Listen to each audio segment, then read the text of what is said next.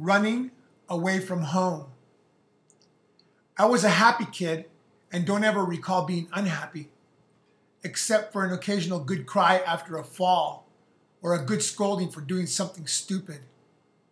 Actually, my dad could just look at me and I would cry. I was a crybaby and cannot tell you the day that behavior stopped, except to say that it did stop sometime in my mid-teens.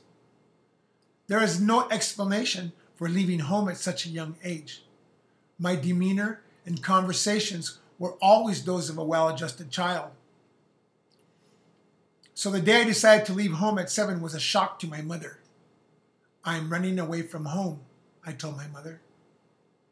"Are you sure you want to run away?" my mother queried. "Yes, I'm running away." "Do you need some help packing?" "No." No explanation can be given for my actions. I was scared. I was sad. I knew I had to leave. I believe I packed some pants and a shirt. Little thought went into my destination. My thoughts had not progressed that far. "Do you need a paper bag?" "Yes." It has always been a part of my nature to do. Many people will talk about things over and over again, never attempting anything. I have suffered greatly at times because of that trait. No planning, really. Heaven knows where the thoughts of running away from home come from.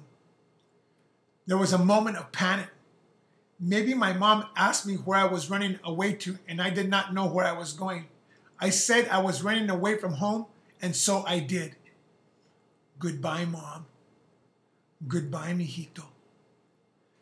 As I walked, the paper bag became heavy in my fingers after a half a block. I should have eaten before I left. I did not think about eating arrangements. My mom had offered to make me a sandwich. What was I thinking?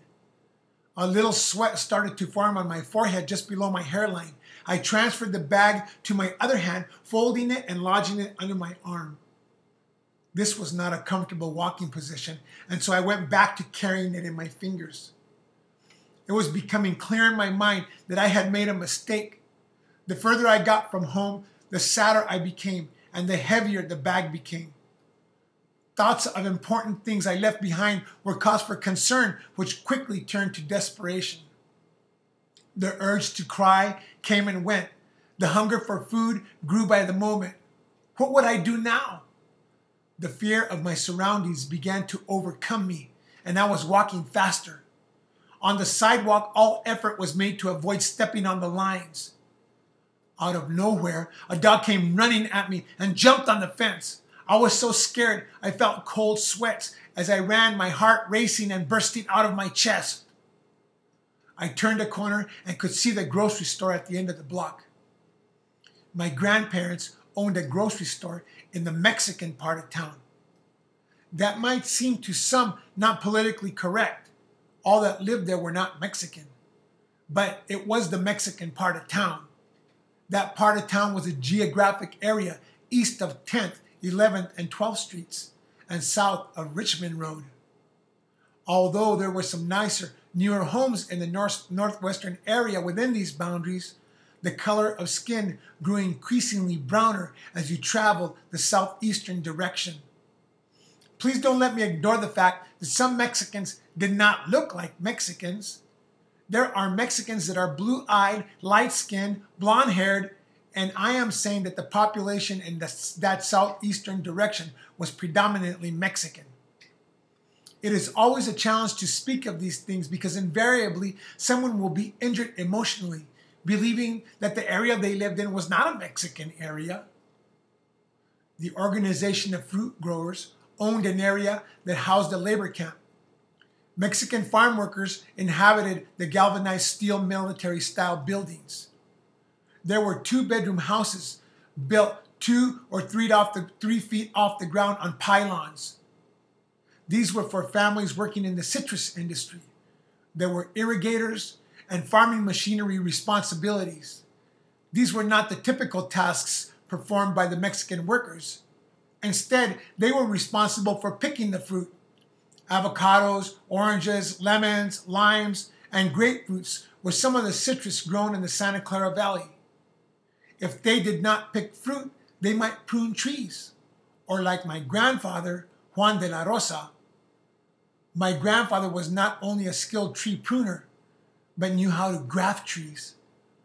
I do not understand the science of grafting. This one thing I can report.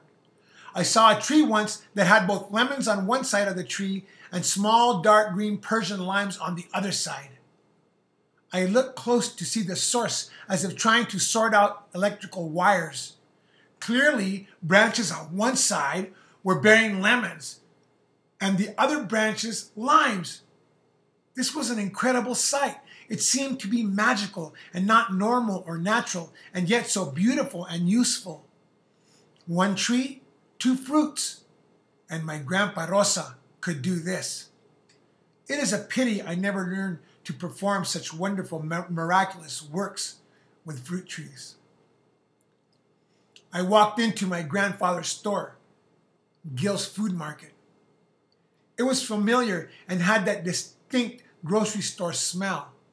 Something was cooking. A meat saw was humming.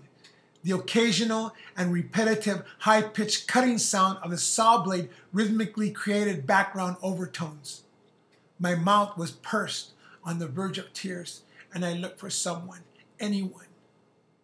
Running down one of the grocery store aisles, my Aunt Gu approached me. "Mijo, what are you doing? Aw, are you okay?" "I ran away from home," I exclaimed, my eyes streaming with tears. If anybody ever decided to bottle tears, I produced more tears than a good dairy cow produced milk. "Are you hungry?" "Uh-huh." "Do you want some chicken noodle soup?"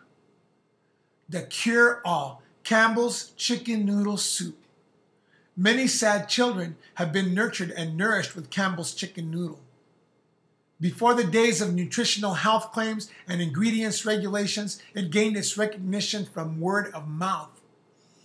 It cured what ailed me that day, and all was well. No thoughts of consequences entered my mind. I was in a safe zone. Nothing bad could happen to me here. No harm would come to me in this place. I spent many years to come in this grocery store, an attached 3-bedroom house. I would grow up here, and it was amazing. Everyone should grow up in a grocery store. I woke up the next day in bed at home with my mom and dad. No one would bring that to remembrance for years. And then when they did, the story was told, and it was told only for the anecdotal value. Nobody ever knew what really happened that day. It was my first big adventure.